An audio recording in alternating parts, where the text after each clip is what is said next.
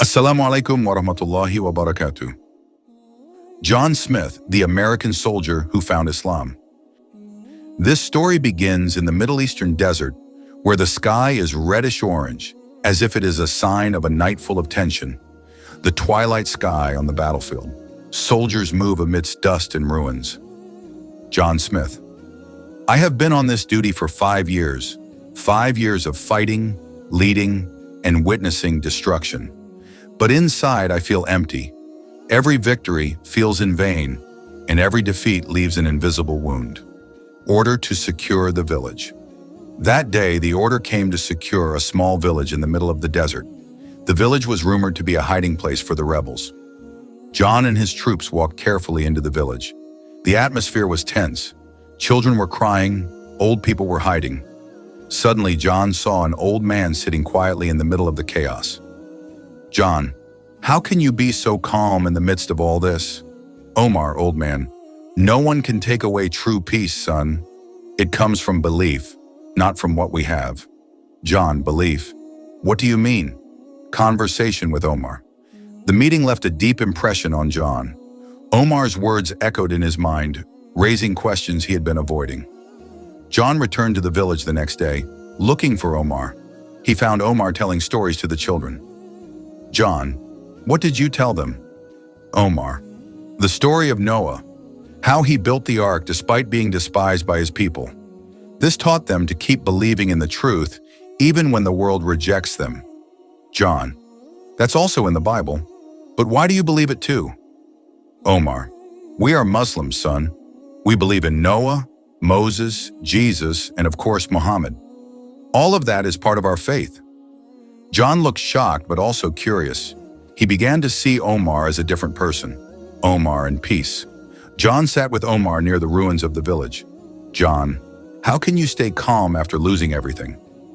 Omar, smiling. Because I know everything I have is just a trust. Allah is the owner of everything. When something is lost, it returns to Him. I believe nothing is truly lost with Him. Those words stabbed John's heart. He began to see the world from a different perspective. Sudden attack. Shortly after that, the village was attacked by rebel troops. The sound of explosions shook the night. The ruins of the village. Omar lay on the ground, badly injured. John ran to him. John, no, you will survive. Hold on. Omar, with a weak smile. Don't cry, son. My life has come to an end. But remember, Allah never leaves you. You just have to find Him. Omar handed John a small Quran before he breathed his last. Back to America. After years of service, John finally returned to America. But the memories of war and Omar's words continued to haunt him. John sat in his room staring at the small Quran that Omar had given him. John, opening the Quran. What are you really trying to say, Omar? Finding Islam. In desperation, John began to read the Quran. He found verses that soothed his heart, providing answers to questions he had been holding on to for so long. John read the translation of the Quran, night after night, until he felt peace for the first time. John, all of this makes sense. All of this brings me the peace I've been looking for. Saying the Shahada. One bright morning, John went to a mosque. There, with a firm heart, he pronounced the Shahada.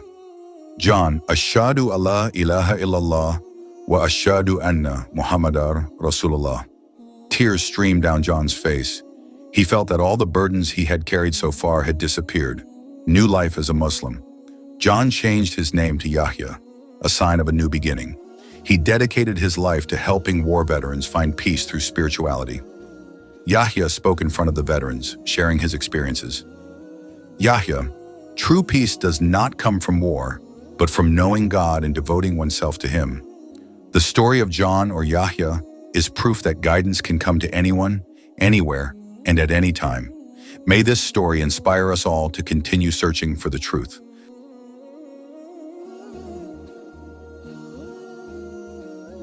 The sky of the Middle East radiates a reddish-orange color, as if signaling a warning of a night full of tension. John Smith, a 35-year-old American soldier, has been on duty in various war zones for 5 years, leading and fighting. But in his heart, there is an inexplicable emptiness. To him, this war feels endless. Every victory seems hollow, and every defeat leaves invisible wounds. One day, an order came to secure a small village in the middle of the desert. The village was rumored to be a hiding place for rebels. John, along with his troops, entered the village carefully. The air was heavy with tension. Cries of children echoed, mingling with the whispers of despair.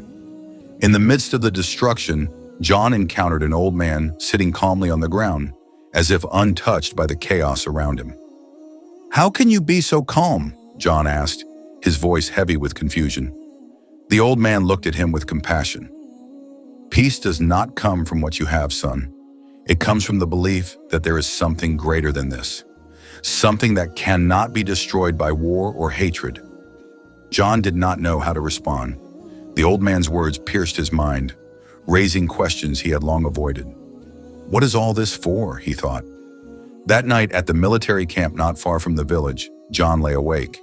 It was not the sound of gunfire or explosions that disturbed him, but a calmness he could not understand. The next day, sunlight pierced softly through the dusty air. John walked through the ruins of the village, feeling like an intruder in the midst of the destruction. In the distance, he heard the laughter of children. It sounded surreal amidst the desolation. John found the old man again, now surrounded by children. They were listening intently to a story he was telling. "What are you telling them?" John asked. "The story of Noah," the old man replied with a smile. "How he built the ark even though people mocked him. It teaches them to believe in the truth, even when the world rejects them." "Noah? That's in the Bible too," John said, narrowing his eyes. "Why do you believe in the same thing?"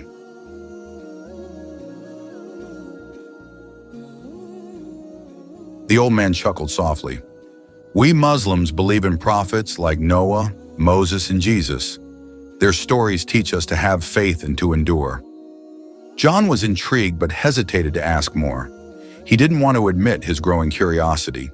That night, however, the old man's words lingered in his mind like a fog. Over the next few days, John spent more time with the old man, whose name he learned was Omar. Omar spoke of loss and faith with a calmness that baffled John. "How can you be at peace after losing everything?" John asked one day, his voice tinged with frustration. Omar smiled gently. "Because peace does not come from what we have, but from knowing that nothing is ever truly lost in the eyes of God. He is the owner of everything, and to him we will all return." John was silent, absorbing the words. A small seed of doubt and curiosity was planted in his heart, though he didn't realize it yet.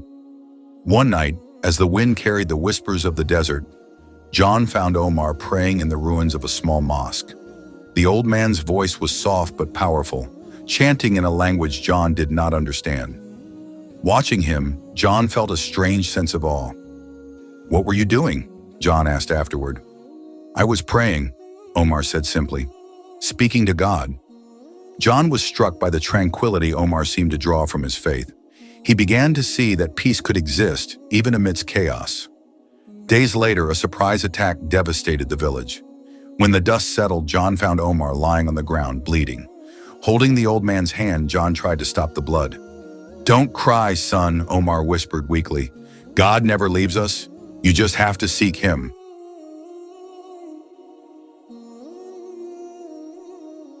With those words, Omar passed away. John sat amidst the ruins, holding Omar's lifeless body. In his hands was a small book, the Quran, that Omar had given him. Years later, after retiring from the military, John struggled to find peace. Nightmares of war haunted him, and memories of Omar's words echoed in his mind. One night, in desperation, he opened the Quran and began to read. Months of study and reflection led John to a profound realization. On a bright morning, he went to a mosque and declared his faith. "Ashhadu Allah ilaha illallah, wa ashhadu anna Muhammadar Rasulullah," he recited, tears streaming down his face. For the first time, he felt truly at peace. John changed his name to Yahya, symbolizing a new beginning. He dedicated his life to helping veterans find peace through spirituality, inspired by the teachings of Islam. Though he never forgot Omar, Yahya honored his memory through his prayers and actions. Every time he prayed, he mentioned Omar's name, hoping God granted him the highest place in paradise. This is a story of transformation and faith. It reminds us that peace and purpose can be found even in the most unexpected places.